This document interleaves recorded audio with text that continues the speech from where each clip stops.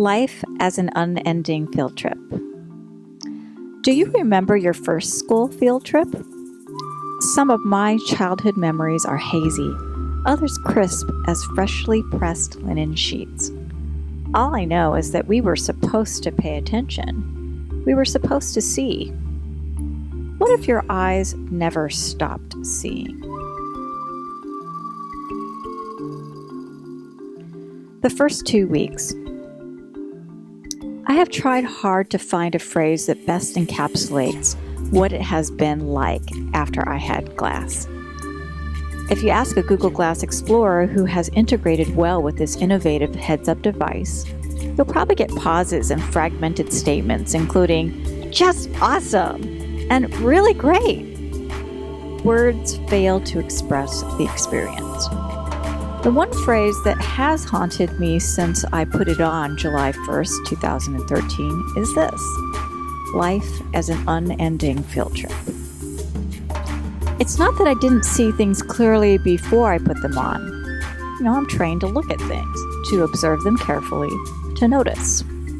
The invitation to be a Google Glass explorer meant that I would notice and I would share. I would search and explore and discuss and compare. But I would then turn around, gather the details, and bring them back to my community. Life as an unending field trip meant that I would be bringing back the butterflies in the jar and then letting them fly free. The first eBook I wrote, #before I had Glass, was my attempt to record and archive my thoughts, fears, and concerns about what it meant for me to purchase a new and unvetted device while attempting to integrate it into meaningful actions. Since then, wearing Google Glass on a daily basis has become so much more. Do you remember when you got your first smartphone, took a picture, and shared it with someone in an email? That was one picture to one person. When applications were added that allowed us to share that same photo on a larger network of people, such as Flickr, Facebook, or Twitter, that same act became 1 to 1,000, 10,000, and so on. How could that get any better if you have something significant to share? Well, here's one way. Layer your information. So not only do you share the picture you take, for example, but you layer it with a feature called Make a Vignette. You Google that and you select relevant information about the subject of your picture, caption that picture, and share that. Now the information becomes even more relevant, more specific, more contextual.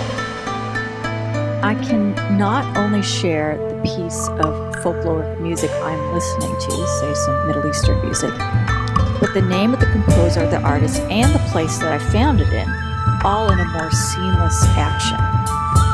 If you're an ethnologist of folkloric music and dances, this part is the real treat. You put the audio, listen to the music features, and you add beautiful visual. Google search grabs that image, plus the clear text that you get on the glass display, plus translation. So WordLens is another app. Right now it's available in 5 languages. It's going to be available in more. And you add that all together and send that out. If you are a consumer of knowledge, if you get a thrill out of learning new things, Google Glass has the settings in My Glass app to point learning in your direction in this all-you-can-eat buffet. Granted, at this moment, the My Glass app directory is relatively small. When I received my Google Glass in its first iteration, it came with just 9 apps. Since then, the number has nearly doubled, and the Glass Developers Kit went live in October 2013, encouraging a larger group of people to begin developing applications without the same limitations encountered in only having Mirror API access. Now, I can hear a few of you grumbling. Yes, you in the back, the one waving your hand wildly. Your question? Oh, you want to know how this is any different from the less expensive smartphone you own now. Yes, I see you can take clear pictures too. And you have a language translator, and you have a fancy, accurate keyboard, compared to the glass voice captioning, which one time rendered my friend's name in a greeting from Hi Jairus into Hydra. It's silly. Back to the phrase, life as a never-ending field trip.